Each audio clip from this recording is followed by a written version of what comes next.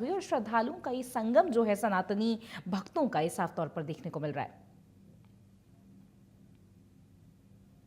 और देखिए, अर्धकाशी कहे जाने वाले माउंट आबू में भी सावन के पहले सोमवार का रंग कुछ ऐसा ही था, जहां से एक ऐसा प्राचीन शिव धाम जिसकी मान्यता पूरे विश्व में अनूठी है, उसकी तस्वीरें आ रही हैं। यहां भगवान शिव की शिवलिंग के रूप में नहीं बल्कि उनके पावन अंगूठे की पूजा की जाती है। माउंट आबू से करीब 10 किलोमीटर दूर अचलगढ़ स्थित अचलेश्वर महादेव मंदिर सावन के पहले सोमवार पर शिव भक्तों की आस्था का प्रमुख केंद्र बना हुआ है। अल सुबह से श्रद्धालु भगवान भोलेनाथ के दर्शन और पूजा अर्चना के लिए पहुंच रहे सभी लोग। स्कंद पुराण और शिव पुराण में वर्णित मान्यता के अनुसार महर्षि वशिष्ठ के आग्रह पर भगवान शिव ने काशी से अपना अंगूठा बढ़ाकर अरावली पर्वतमाला को स्टेबल कर दिया था, जिसके बाद इस स्थान का नाम अचलगढ़ पड़ा। तभी से यहाँ शिव के अंगूठे की पूजा की परंपरा चली आ रही है।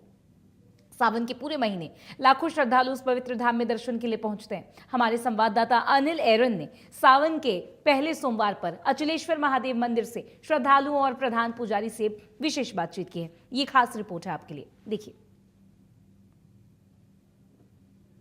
जिस प्रकार से अचलगढ़ मंदिर है शिव का अंगूठा, यानी दुनिया में अकेला स्थान है जहाँ पे शिव के अंगूठे के दर्शन होते हैं। और जिस प्रकार से पहला सोमवार है और लोग दर्शन करने आ रहे हैं, यहाँ पे श्रद्धालु पूरे देश से आते हैं और हजारों की संख्या में प्रतिदिन अब सावन के मास के अंदर जो है लोगों का आना जारी रहेगा। आप बताइए, आप क्या कहना चाहते हैं कि आपने हर जगह शिवलिंग के दर्शन किए होंगे, यहाँ पे शिव के अंगूठे के दर्शन हुए?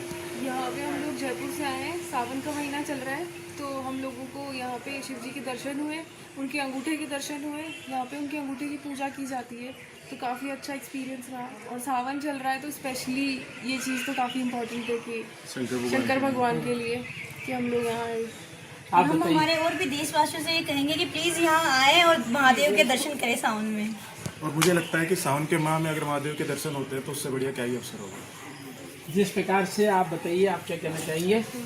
मैं कहना चाहूँगी कि सावन माह में हमें सोमनाथ मंदिर में आने का, शिव जी के दर्शन करने का मौका मिला है, वो इससे ज़्यादा सौभाग्य की बात हमारे लिए और क्या ही।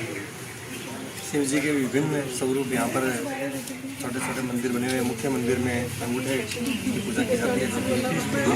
एकमात्र ऐसा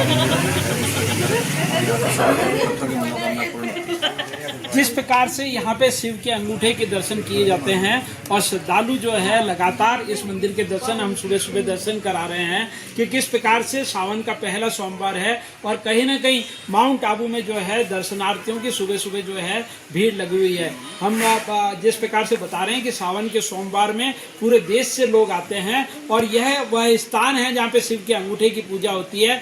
जहाँ आप दूसरी जगह शिवलिंग की पूजा करते हैं, भगवान शिव ने जो है काशी से अपना अंगूठा फैला के इस पर्वत को स्थिर किया था।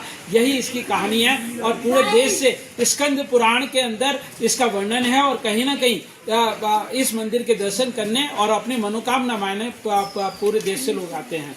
कैमरा पर्सन सूर्यांश के साथ अनिल अरन, इंडियन न्यूज, माउंट आबू से। जिस प्रकार से हम अचलगढ़ मंदिर में हैं, सावन का पहला सोमवार है और हम इस मंदिर में आपको दर्शन करा रहे हैं कि किस प्रकार से शिव ने अपना अंगूठा फैला के इस पहाड़ को स्थिर किया था। और कहीं ना कहीं इसकी जो इस पर्वत की, इस मंदिर की जो है महत्वता पूरे विश्व में है, क्योंकि यहाँ पे शिवलिंग की नहीं, शिव के अंगूठे की पूजा की जाती है। हम इसके बारे में यहाँ पे महाराज जी जिस प्रकार से ये बताएंगे कि किस प्रकार इस मंदिर की महत्वता है। और आपने गुरु वशिष्ठ का नाम सुना है, तो यहाँ पहले ये रेगिस्तान था पूरा और आबू पहाड़ की जगह विशाल खाई था। तो सबसे पहले यहाँ रेगिस्तान में गुरु वशिष्ठ आए थे। तो देवताओं की गाय इनके पास रहती थी कामधेनु, और कामधेनु की पुत्री नंदनी, वो अभी नादान छोटी थी।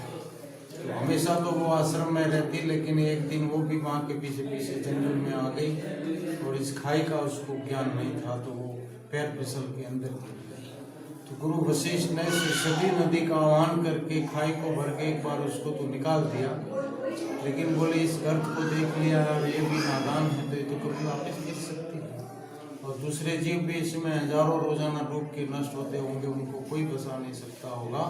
तो बोले अब तो इस अपराध को रोकना होगा, किसी पर्वत को बुला के इस खाई को ही भर दिया जाए। तब ये हिमालय के पुत्र थे तो पर्वत को लेने के लिए हिमालय के पास पहुँचे, लेकिन हिमालय ने कहा कि गुरु मेरे पुत्र तो सारे मेरे पास बैठे हैं, लेकिन इंद्र ने इनको सबको पंख काट के चल कर दिए हैं, तो ये चल फिर नहीं सकते हैं, इनमें से तो आपके पास एक भी नहीं आ सकता। तब गुरु वशिष्ठ ने कहा कि भाई ये तेरा सबसे छोटा जो है इसका नाम आबू नहीं था, इसका नाम नंद निवर्धन पर्वत था। ये बोले मेरे पास आ सकता है क्योंकि इसका एक मित्र उड़ने वाला नाग अर्बुद है, तो अर्बुद इसको पीठ पे बिठा के मेरे पास ला सकता है, उसमें उड़ने की तीव्र शक्ति है। तो हिमालय के कहने पे ये यहाँ आया तो खाई को देखा तो ये भी घबरा गया, बोले गुरु मैं तो सबसे छोटा हूँ और मैं तो ऐसे तो इस खाई में नहीं उतरूंगा, मेरे को कोई वरदान आप दे सकते हैं तो मैं ये कार्य कर सकता हूँ। तब गुरु वशिष्ठ ने कहा कि भाई मांग क्या है तेरे वरदान? तो बोले पहला वरदान तो ये है कि सारे देवता मेरे ऊपर आके निवास करें। तो आज भी इसकी परिक्रमा होती है, 33 करोड़ देवी देवताओं का इसके ऊपर निवास है। दूसरा वरदान मांगा कि मेरे बाप के ऊपर तो कितने फल फूल पेड़ पौधे खड़े हैं और मेरे को पूरी रेगिस्तान में आपने बुलाया है, तो ये सुंदरता मेरे ऊपर भी होना जरूरी है। तो 24 बार वनस्पति हिमालय के ऊपर है और 18 बार वनस्पति आबू पे प्रकट हुई है, किसी ने बोए पेड़ पौधे नहीं है। जब इसकी रचना हुई होगी उसकी तो अपन कल्पना ही नहीं कर सकते। और तीसरा वरदान मांगा इंद्र देवता का कि उनकी भी कृपा मेरे ऊपर हमेशा बनी रहे कि बरसते रहे।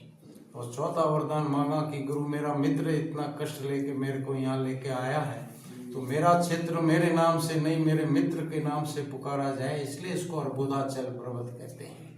लेकिन जैसे ही अर्बुद इसको खाई में लेके उतरा तो गुरु वशिष्ठ नहीं खाई में लेके उतरा तो ये इसका बैलेंस नाग अर्बुद के ऊपर स्थिर नहीं हो रहा था, वाइब्रेशन करता। तब सारे चिंता में पड़ गए कि इसकी स्थिरता। तो इन्हीं खास तस्वीरों और रिपोर्ट्स के साथ फिलहाल इस प्रोग्राम में बस इतना ही। बाकी